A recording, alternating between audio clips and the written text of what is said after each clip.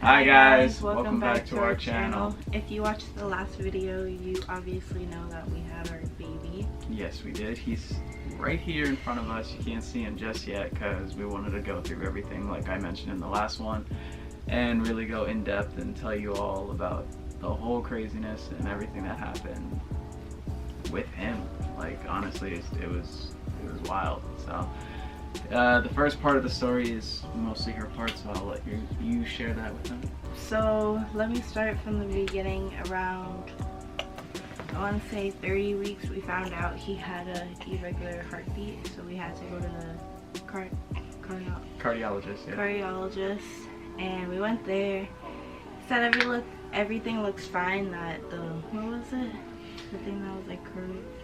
It was one of the valves in the heart, like not like the four like chambers or everything, but it was just one of the veins. I think they were saying that that's like at the top of his heart. I don't have the paperwork with us, but it was slightly contorted, they said, but that just meant that it was bent a little, but nothing was really wrong with it. There was nothing being restricted as far as blood flow.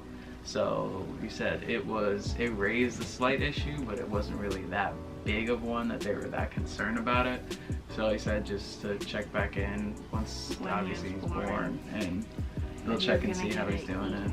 EKG. Yeah, they're gonna hook him up to an EKG and test him and see, I guess, how his heart is. But so far there's been nothing physically wrong that we can see just based off of appearance, and you can't really tell right now with that little Owlet sock monitor that we do have in the background. It's kind of like blurred off by the light, but yeah, that thing definitely does help us out a lot throughout the night. Yeah, it does. It makes us sleep better. So it's pretty much, it's just, where is the sock actually? So I don't know how well you might be able to see it, but it's a little sock that you can see the sock. It's a little sock. Ooh, if it focuses. Goes around his foot. You see the little heart, the little red light that monitors it. It gets his oxygen levels and his heart rate throughout the night. Whenever he's resting, whenever he's wiggling around, it catches all of it. So it's a pretty awesome idea, and shout out to you, Mom, hooking it up, buying that, because definitely needed that. So at 39 weeks, I went for my weekly checkup on Friday, May 1st. And we had our hospital bags in the car already because, I don't know, I told him like he could come early on the due date, and it's a good thing we packed that in there. Yeah, you were paranoid about it, and you wanted to make sure every visit that we went to, make sure the bags were packed and everything ready to go. They sent me to the hospital. I didn't eat because we usually always eat after the doctor's visit. So I go to the doctor's. He couldn't come in with me because of the whole like coronavirus happening. So he hasn't been coming in my visits for like, I think like the last like 4 of them. So I go in really quick because there wasn't much people and I was already there a little early. She checks my blood pressure. It was a little high because from walking there I was like out of breath. And I was talking to her too, so that made me more out of breath. And then she checked to see if I was dilated, which I was not, but I was having a contraction, she was saying. And he's just going on. Yeah. And then she checked his heart rate, which she normally does, and it was more irregular than normal. So she checked again after she did my blood pressure again to make sure it wasn't like really high, which it wasn't anymore. So she checked the heart rate again, and she still said it was more irregular, and I was scheduled for induction on Monday, the following Monday coming up. And then she gave me a prescription to go to the hospital just so they can check his heart rate. So then I text him and I'm like, we have to go to the hospital because they want to check his heart rate because it's more irregular. And he thought I was like joking with him. Yeah, I honestly thought she was trying to pull a prank because I don't know, I was just thinking, damn, this is the perfect time if you ever wanted to pull a prank on me and really try to get me. say something happened at the doctor's office, obviously I'm not gonna know because I can't go in there with you. I haven't been able to go in. Yeah. And so you could say or think of whatever and be like, oh yeah, the doctor said this, and then I'm gonna be there like, okay, are you sure? So I'm thinking she's like joking around this whole time while she's texting me while she gets out. And then she opens the car door after I pull up, hands me the little note with the prescription on it saying that she needs to go to the birthing suites and this and that. And I was like, oh shit, like, okay, this is real. So that was wild. I already put all my information into the hospital. That way, once I got there, when I was ready to deliver, that it would just be quick. What are you doing, man? Oh. Pussy baby. And they were like asking me like every time I felt a kick to push a button, which I didn't really feel him kick as much as I normally did. So then through the doctors come in, that I've only seen 2 of them. So I met like the other one that day. So they come in and they're like how are you feeling? Like, are you ready to get this baby out too?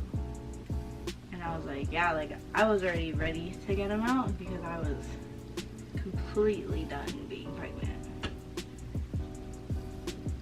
He's being quiet. Yeah, he's being quiet now.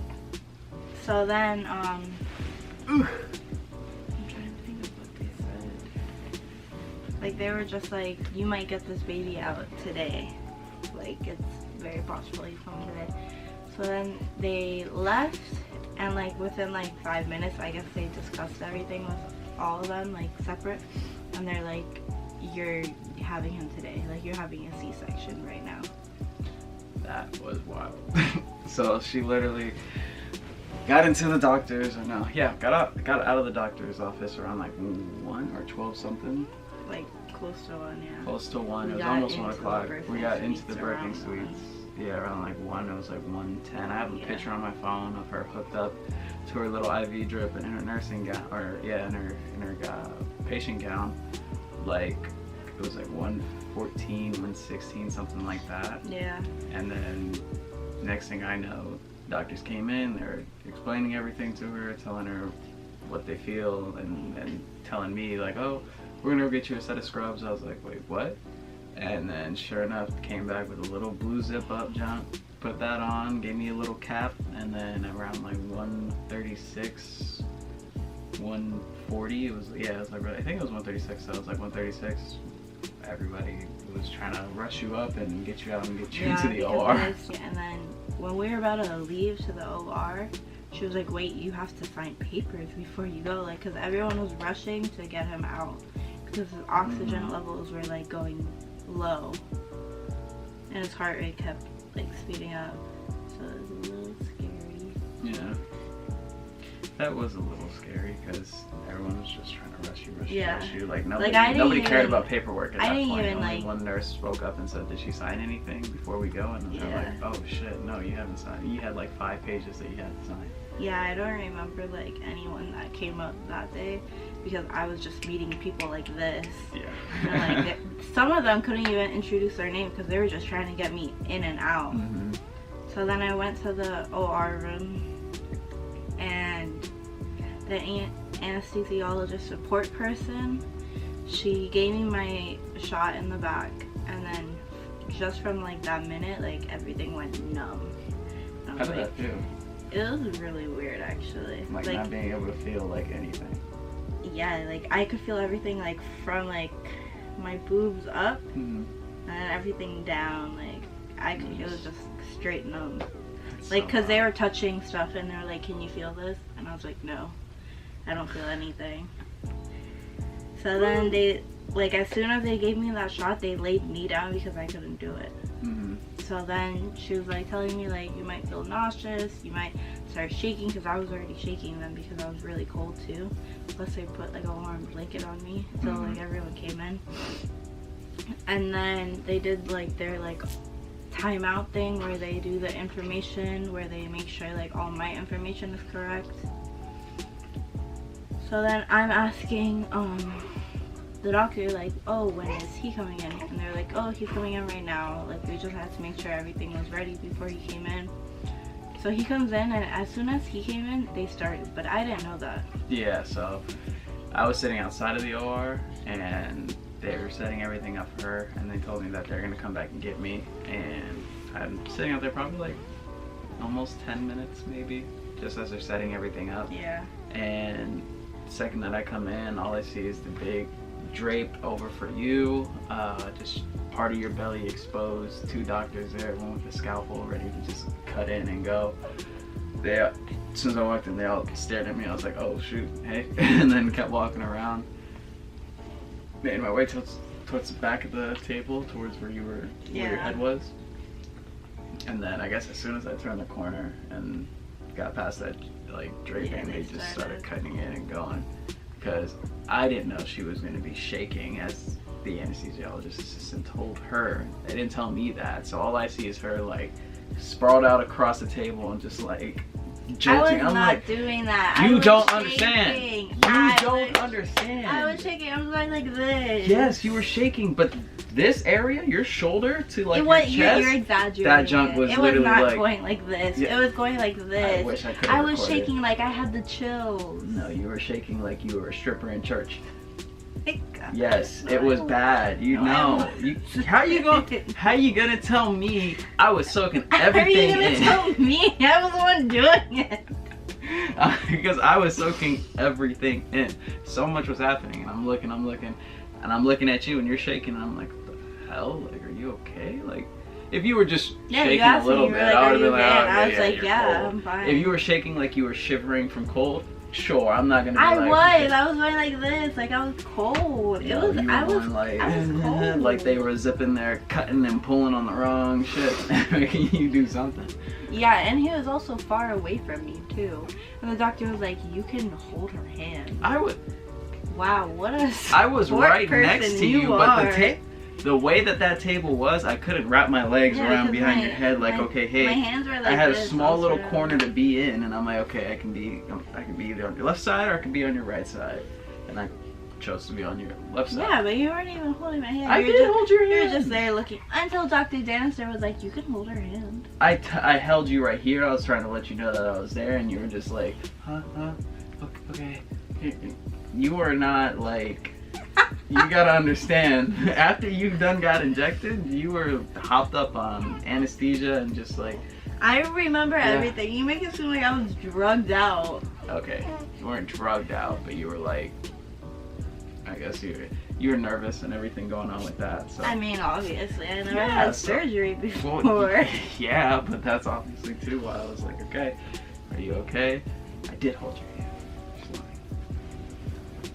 So then, like right when they were done, I was like, did they start? Because I had no idea that they started.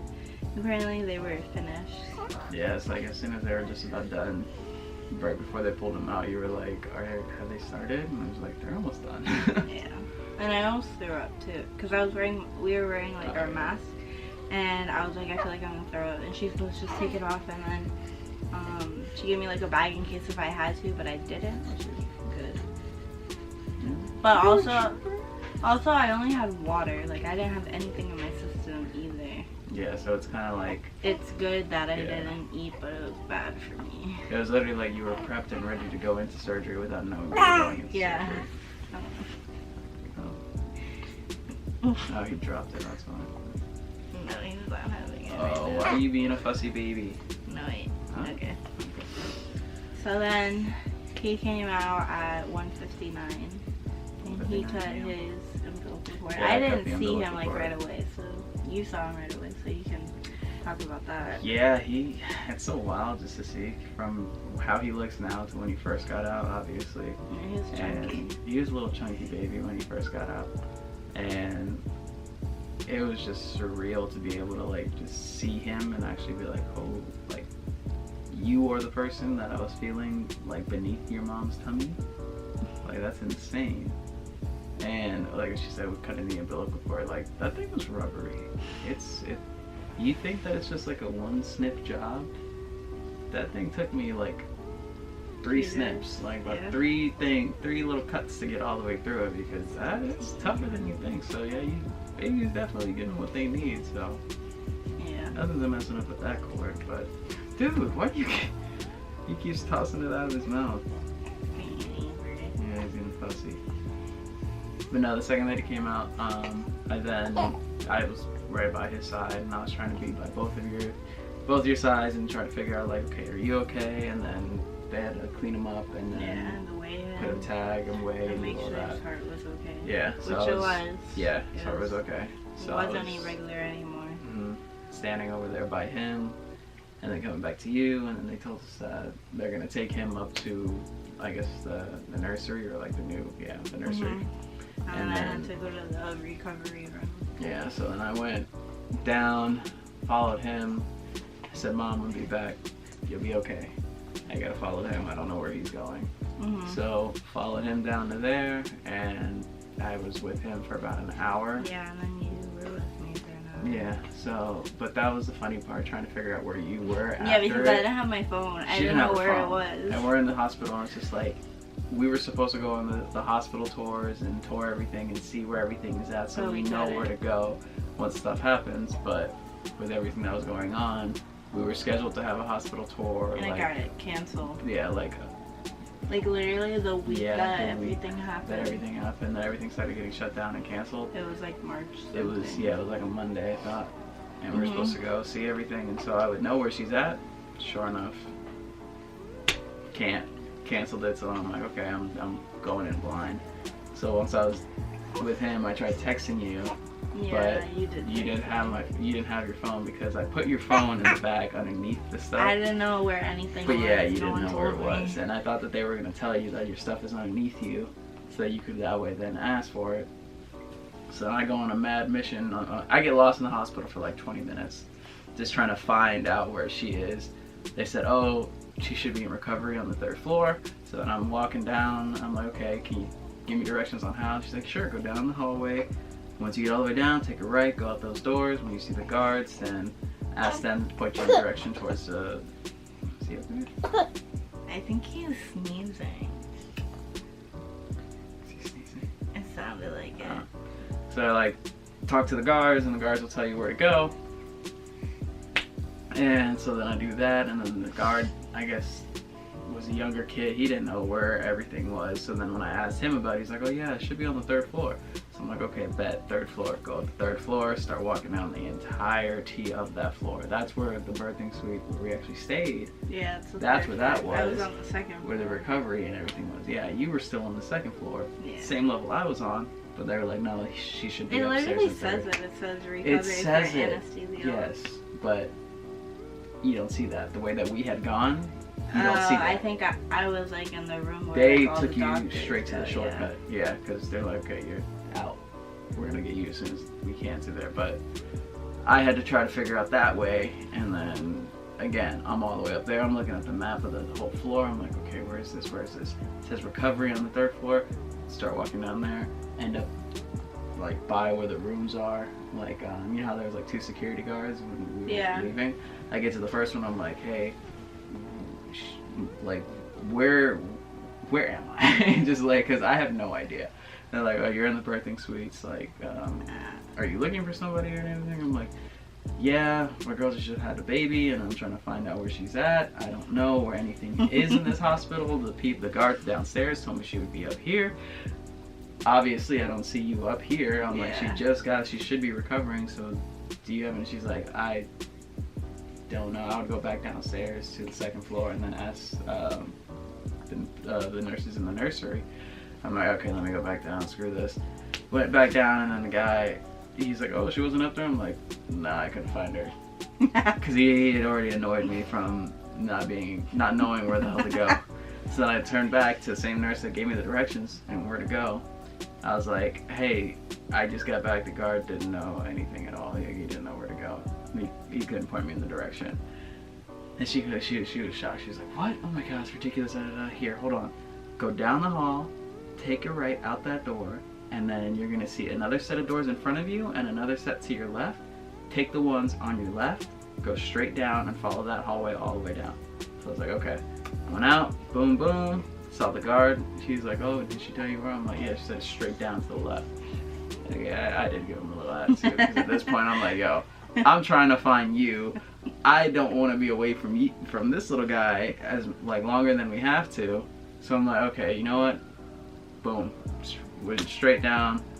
That hallway was long as hell just to get down to Yeah, you. you like took like the longest way it looked like. That was literally the only way Because from I was there. like all the way at the end. Yeah. But So like then, beginning for like the way I yeah, went. beginning for your right. But once I got all the way down to there, here's where the next hassle came. There's the big ass sign that says like anesthesia recovery or whatever. Yeah, that's like, where I ICU. was. I know, but I didn't know that. I'm like, okay, yeah, it would make sense for you to be in here, and then I have to click on the side for like the doorbell or whatever for that to go off for somebody to then Yeah, come to and then open. open the door. So boom, click it, standing there, nothing. Someone was opening it. Nobody was opening it. There was a nurse that started walking back behind me. Hey, does this work? Like, I'm trying to get in to go and find somebody. Like, what do I have to do? She's like, oh no, you should just be pressing the button. No one's letting you in. I was like, no. And then she said, try pressing it again. Did it again, nothing. She walked over, clicked it, and then put in another code or something. And then it rang, and then it just opened. I was like, thank you, because I'm tired of this. Walked in, and then I'm like, okay, I need to find Bay 18 for you. As soon as you walk in, though, that place looks so sad. It did. That It thing really looks did. so sad, because I'm just like, whoa. Because everyone in there is like recovering off of anesthesia or like just about ready to go into the operating room. Yeah. And people just sitting up in there, just. But I'm like, it was so quiet. I was just quiet. there looking around everything. I was so I scared was to just make looking at the noise. time because I was supposed to be there for 2 hours. See, I was just scared to make noise, and then I went up to the station. I'm like, hi, excuse me, I'm trying to find Bay 18. And they're like, oh, just look up the numbers and you'll find it on the way down. I was like, oh, okay, thanks. I guess it's more chill than I thought. So then I just kept walking down, and then finally found you, and I was like, there you are. Yeah, yeah, Thank you God. told me how hassle it was. Oh, that was such a mission. But, long story short, after what, an hour, you got sent up? Yeah, we went to Yeah. the bursting suite. Hung out with Or you for about an hour. Well, they brought him to me Yeah, they for brought a him to little, us. and then we all went. Mhm. Yeah. How do you even just do that, man? Big reveal. Y'all want to see what he looks like now? He's 3 weeks old now. Yeah. Gonna be 3 4 week old. weeks on Friday. You okay? Got a full set of hair. Yeah, he had a full set of hair. All that heartbreak. Ooh. Did you just burp? Yeah, he did. Oh.